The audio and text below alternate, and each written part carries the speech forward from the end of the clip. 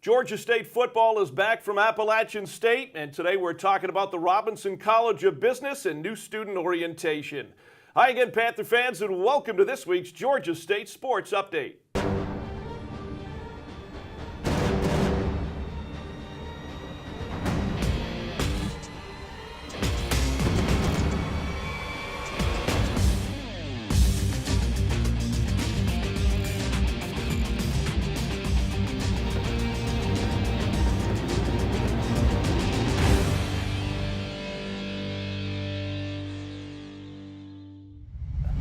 Hi again, Panther fans. We're joined in studio in our opening segment here in the Georgia State Sports Update. Dr. Richard Phillips, Dean of the J. Mac Robinson College of Business, and great to have you with us in studio. You and I were talking off air. Exciting times across Georgia State.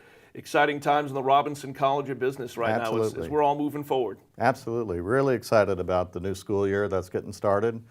Robinson College is doing fantastic, and Georgia State continues to make national prominence around the country.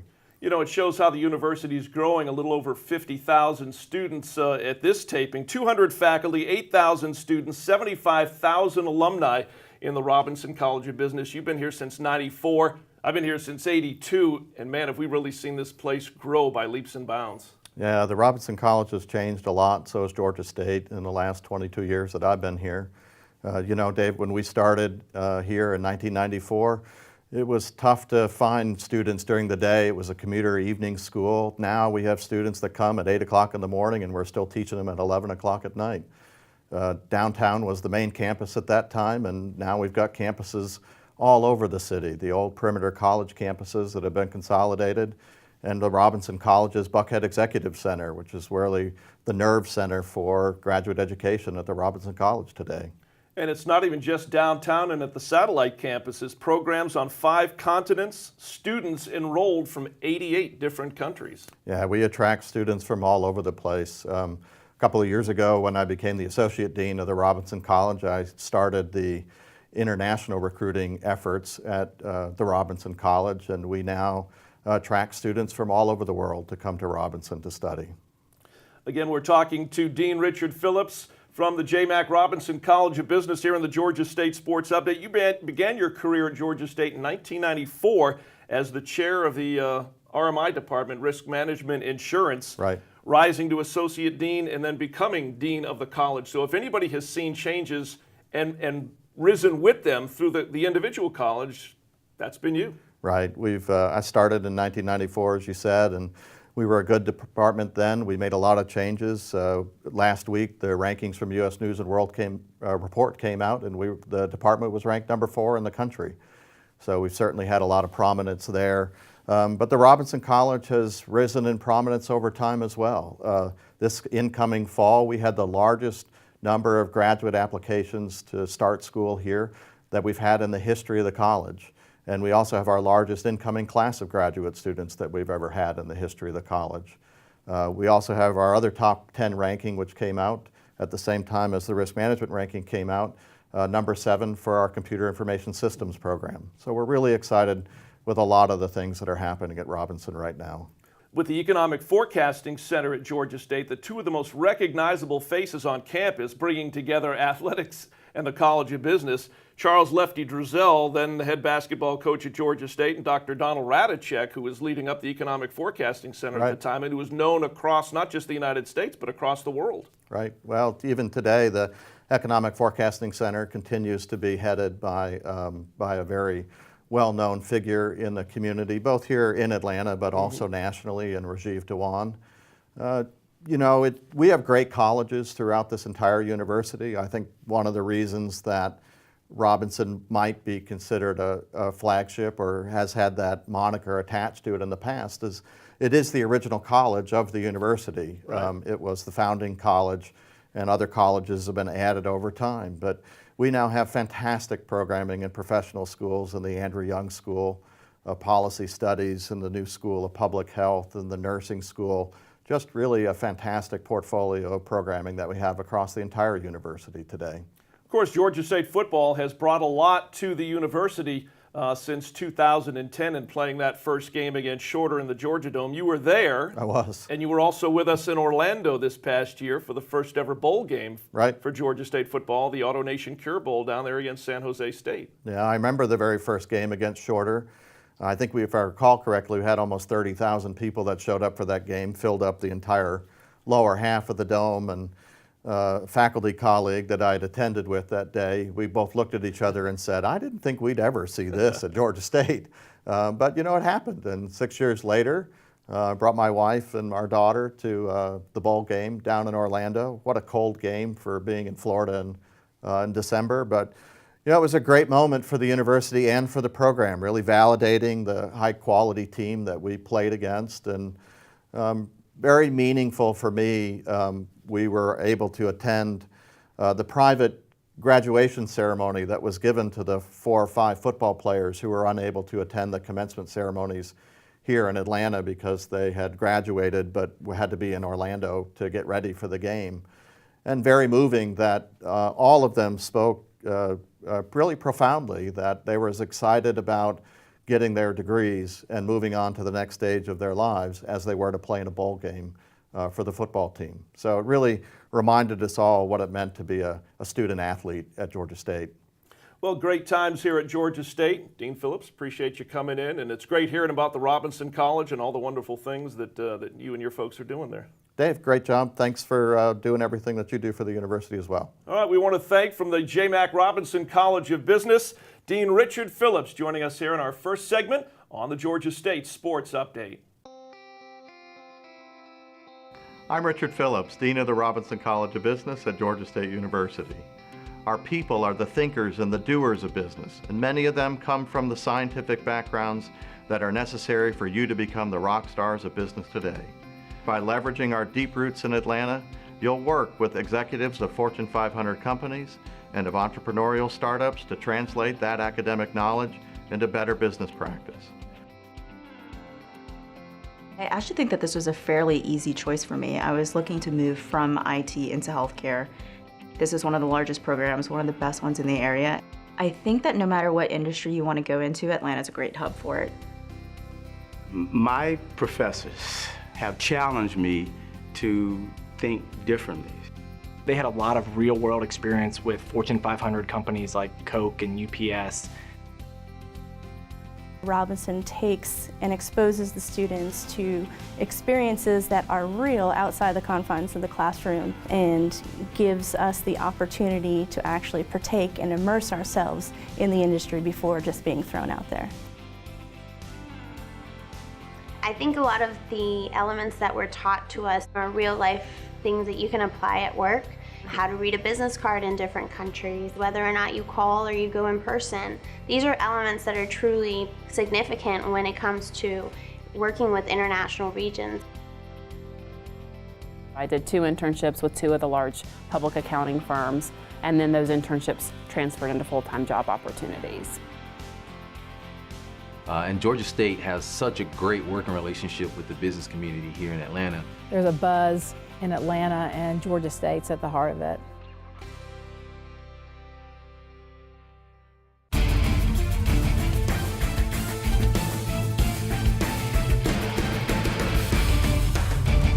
We're back in the Georgia State Sports Update. Right now, pleased to be joined by Robert Bryant. He's the Associate Director, New Student Orientation. Robert, great to have you with us. Busy time at Georgia State. You've got Parents and Families Weekend coming up. Tell me a little bit about that and what some of the events that are being planned for across campus. Oh, certainly. We're really excited over New Student Orientation in our Dean of Students area to have this opportunity to welcome our parents, our families back to campus, just to celebrate not only the festive campus that we have at Georgia State, but to celebrate the spirit of football. That's one of the things that we know is almost like an American pastime. Sure. And here at Georgia State, we're so glad to include and work and partner with our athletic association to do that.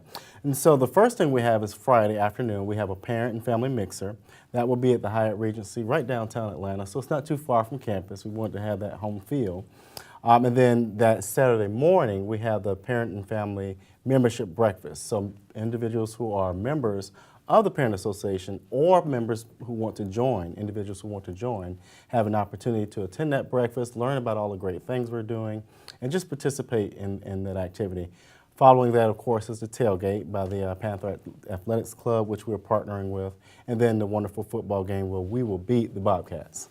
Texas State in the Georgia Dome on Saturday to take on head coach Trent Miles and the Georgia State Panthers. You talk about, having a family, a parents' weekend and bringing the families onto campus. You go back for so long in the university's history, it was basically a commuter school, and now you've got well over 6,000 living on campus. I've always said the two things you can do at Georgia State over the years to change the perception: number one, build on-campus housing, and number two, play college football because you're in the South. Georgia State's doing both of those now, still building on-campus housing to increase that number, and you can really see the effects of it, especially from where you sit. Almost definitely. I think you hit the nail right on the head, both of those. I mean, football is one of those Georgia traditions. It's almost like the state of Texas, but we do it better, of course.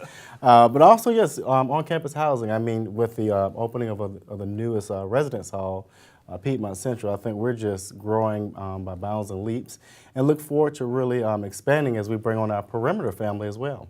I was going to say, with 5 satellite campuses now, with the inclusion and the addition of Georgia Perimeter College, I know that's had you hopping from campus to campus, on a weekly basis. But again, it's a process of including those students that are at those campuses who maybe don't make it downtown that often, but to still make them feel a part of Georgia State. Most definitely. That's one of the goals of the Division of Student Affairs, and quite frankly, it's probably one of the goals of the entire university. We're one family. We're one university, and we take pride in making sure that our perimeter family is treated just as equal as the other members of the other colleges, and just we're one big university. And so what better way to celebrate not only our students, but our families and our parents by just having this wonderful festive family weekend. If there's a parent watching this program right now who is not involved, what can they do to become involved? We want them involved. We want them at Family Weekend. The website they want to go to is parents.gsu.edu and look under the events tab, and they will find all the information right there. All right, well, it's great having you come in studio. Great meeting Thank you. and best of luck this weekend, and help us get a win over Texas State on Saturday. Thank you. Go Panthers. All right, I want to thank Robert Bryant. He's the Associate Director, New Student Orientation here at Georgia State. Right now we're going to talk a little bit of women's soccer. They're 4-3-5 overall, 1-1-3 in the Sun Belt. They've got Georgia Southern coming in on Friday, and up for grabs the first rivalry points in the ongoing Georgia State-Georgia Southern rivalry. And then we're going to talk to Georgia State's head football coach Trent Miles as the Panthers get ready for Texas State, right here on the Georgia State Sports Update.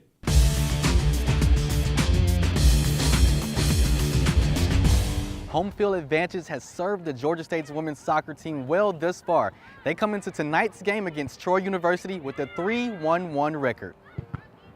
I think our girls like playing at home, obviously, because they have their friends and their family, and other athletes from Georgia State are here to support them. We try and get them in the mindset where every game's important, regardless of where we play. But I think at home does hold a special significance for them. The matchup against Troy proved to be a physical one. Oh yeah, the ref definitely let us play. We were going at it the whole time in every position, constantly. Had a few fouls that they didn't call, but it's fine. You get two teams that want to win, you're going to get contact, you're going to get fouls, you're going to get things that I think are a foul and that the ref doesn't, that the other coach does. I think it's irrelevant. You just got to try and deal with what's happening and deal with adversity and positives and negatives the best you can. Despite their physical battle, the Panthers were able to defend their home turf.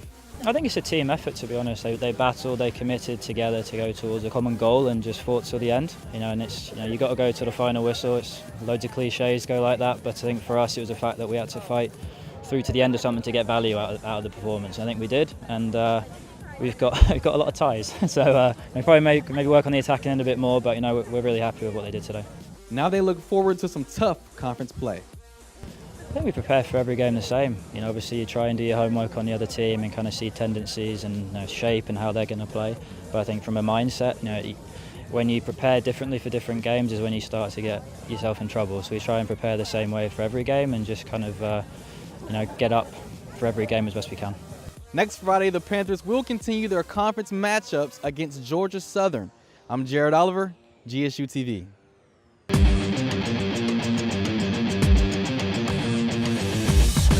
Thanks, Jared. And again, a reminder, Georgia State, Georgia Southern women's soccer at Panthersville on Friday. Pleased to be joined in studio right now by Georgia State's head football coach Trent Miles. Panthers off the mountains of Boone, North Carolina this past Saturday. Unfortunately, 17-3 loss to the Mountaineers of Appalachian State. And Coach, it was a tough one. It's kind of like we go back and forth sometimes. Defense played outstanding again because they played pretty good at Wisconsin prior to the off weeks. Just the offense had a little trouble getting going on Saturday. Well, both offenses had trouble getting going because those were really two really good defenses that day. Yeah. And we got out of a gap fit on defense, and they had a long run. We gave up one pass, and we had an interference call that set them up for a field goal. Take those three plays out of 73 plays. Our guys, 70 of them, did a great job. So it was just a defensive struggle. That's the way it is. And some days, and offensively, we didn't execute very well. We were poor in our pass completion percentage, and we ran the ball better. But those were two really good defenses out there playing, and they were getting the best of it the whole day. So yeah.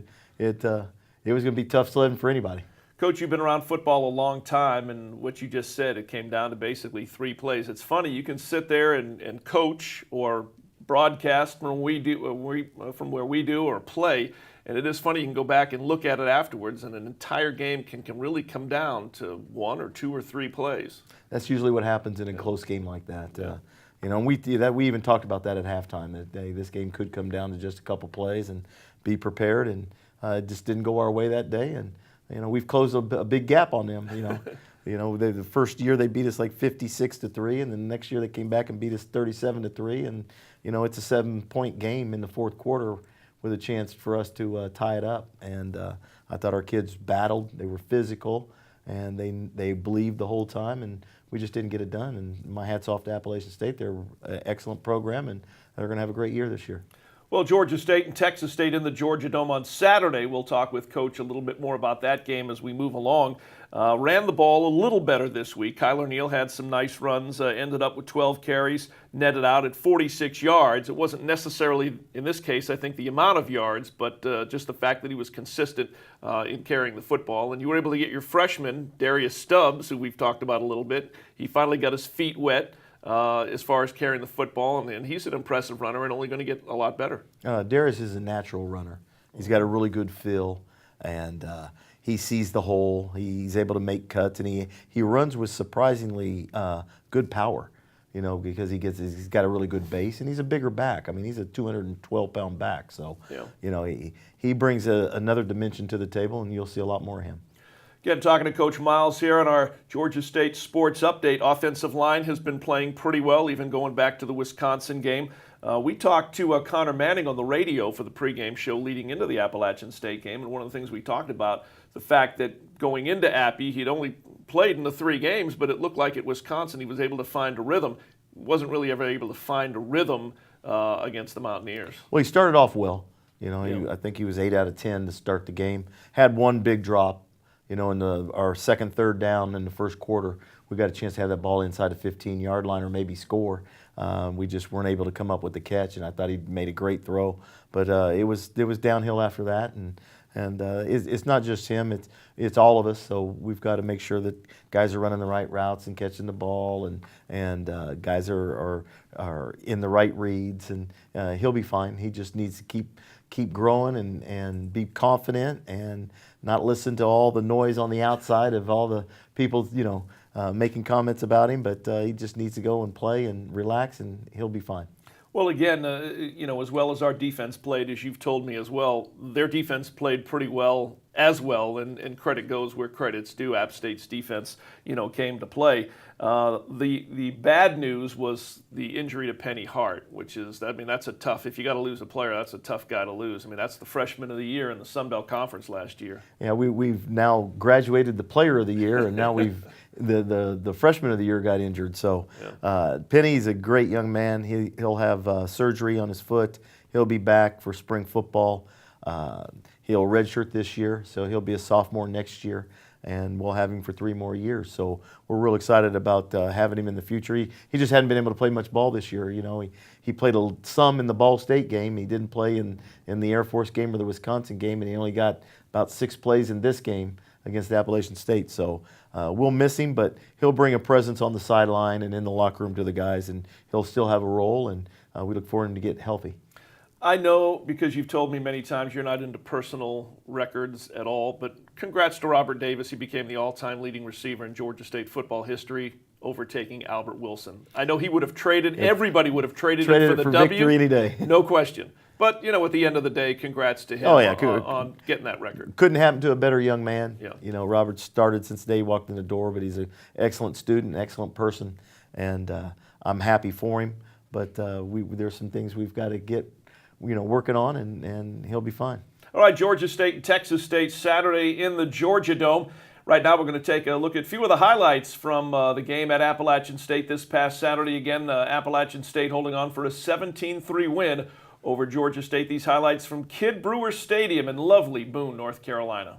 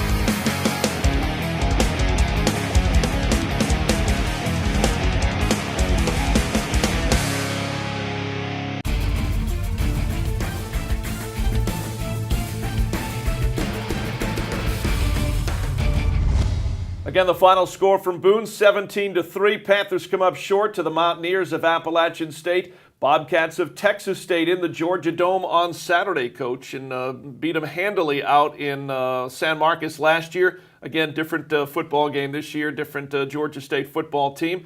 They committed 2-2, but their losses, they kind of like us, they played some difficult non-conference football games. Arkansas and Houston are their 2 losses. Yeah, they've lost to 2 top 20 teams. They're a talented football team. They've got new life. Everett Withers, the head football coach, has got them playing really well. They beat Ohio University in the first game at Ohio in 3 overtimes. Last weekend they beat Incarnate Word, a FCS team, and they look good. They're fast. They play aggressive on defense. They'll play a lot of man coverage. They'll challenge us. They'll get right up in our face. They'll play an odd front. Offensively, their quarterback can run. He can throw it. He's the same quarterback we've seen now for 3 straight years, and he's a talented player. They'll spread you out. They'll be very fast tempo, up-tempo offense that tries to gas you. So our defense has a challenge ahead, and our offense has to perform much better than it did last weekend for us to have a chance. You mentioned Tyler Jones. He had a school record 475 yards and 5 touchdowns. That's a career high for him against Incarnate Word. 31 of 40 passing the football. Hopefully, Georgia State defense is going to be a lot better than what he saw against Incarnate Word. Well, I mean, we're a good defense, but well, we've got to show up to play. I mean, we've got to be prepared for everything that they're going to do. They'll always throw in a new wrinkle, but we've got to stop the run, stop the quarterback runs. They'll run a quarterback counter, and they'll run, almost like an option play. But they'll gas you, they'll get you going and get you tired and pop a crease on you. So we've got to shut the run down, and we've got to be able to cover in the secondary, and hopefully we bring our A game. A couple of highlights again out of the App State game defensively. Michael Shaw with a nice interception over on that far sideline from my location. Jerome Smith had a huge sack. I mean, but those 2 guys have been playing well all year. They're good football players, and we'll continue to play well as long as we continue to prepare well and execute the schemes on game day. Well, it starts up front, and we said coming out of Wisconsin and going into Appalachian State, it was great to get all those injured guys back. What's our injury situation? It seems like almost everybody, and I say almost, we talked about Penny Hart, but almost everybody's is back. We have a few that are out. Javonte Lane has a high ankle sprain, and he will not be available. Jamil Spencer, has a PCL sprain of his knee, and we're waiting for him to rehab and get back. Other than that, we've got little bumps and bruises and some guys that are limited right now in practice. Glenn Smith, Robert Davis, Keith Rucker are all limited and weren't able to practice much today. But they should be back by game day, and we're going to need everybody that we can have healthy. Well, we mentioned with Penny's loss, how do you adjust with just adding a receiver? Is Glenn Smith, who has played multiple positions. Glenn will go back to the slot receiver where Penny was, and when he's not in, you'll see Todd Boyd and you'll see Juwan Nobles and maybe Devin Gentry. So you'll see some young guys, but we'll move some of the existing guys around, and we're looking at playing Trey Barnett this weekend and getting him involved. So we're dipping into our freshman stock, and we'll go out there and play, and they'll be ready to go. But the nice thing about that, as we've talked about before, it gives them a running head start to their future as Georgia State football players. I have no problem playing freshmen, and they want to play, and they're talented. So that's the fun thing about it, is seeing the excitement on them and on their face, and them going out and performing. But knowing in the back of your mind that there's going to be some mistakes because they are freshmen. And again, with Penny out, guys like Robert Davis, Keith Rucker, from a defensive standpoint, you're hoping, those guys are probably going to see, I say probably, double coverage. You take Penny out, that's a big piece of the puzzle to remove. Again, putting Glenn in will obviously help. He played well at Wisconsin. But guys like, Robert Davis and a Keith Rucker, sometimes defenses can key on those guys when you take someone out as key as Penny. Yeah, they can, but, most defenses play their scheme, and they'll be aware of where Robert is. But they usually you don't get the double coverage. You might get a safety roll over the top in a zone look, and then play hard underneath it. But for the most part, they'll know where he's at. But it's our job to find a way to get him open. All right, so you finished up what I called the gauntlet with Air Force in Wisconsin and App State to start the Sun Belt. You remember how to get to the Georgia Dome? Yeah, I see it quite a bit. Seems like forever and a day since Georgia State has played a game in there. I think someone told me not too long ago it'll be 38 days since we played a game in the Georgia Dome. So we're excited about being at home, getting to sleep in your own bed, and getting up and playing in front of our home crowd. Well, Coach, appreciate you coming in, and let's leave the Dome with a W on Saturday. Let's do it. All right, I want to thank Georgia State's head football coach Trent Miles joining us here on the Georgia State Sports Update. Time now to take a look at what's coming up this week in Georgia State athletics. On Friday, October 7th at 6 p.m., volleyball hosting the Chanticleers of Coastal Carolina at the Georgia State Sports Arena. Friday, October 7th, also at 7 p.m., women's soccer hosting Georgia Southern out at Panthersville at the soccer complex. On Saturday, October the 8th, again, football hosting Texas State in the Georgia Dome. Kickoff at 3:30, 3 o'clock airtime if you're with us on the radio. Saturday, October the 8th at night, 6 p.m., volleyball hosting Appalachian State at the Georgia State Sports Arena. Saturday, October 8th as well, men's soccer hosting Georgia Southern at Panthersville at the soccer complex. And on Sunday, October the 9th, 1 o'clock, women's soccer in Louisiana Monroe at the GSU soccer complex. That's what's going on this week in Georgia State athletics, and that'll do it for our show this week. I want to thank all of our guests, including head coach Trent Miles. For the entire crew, I'm Dave Cohen. Thanks for watching. We'll see you here next week on the Georgia State Sports Update.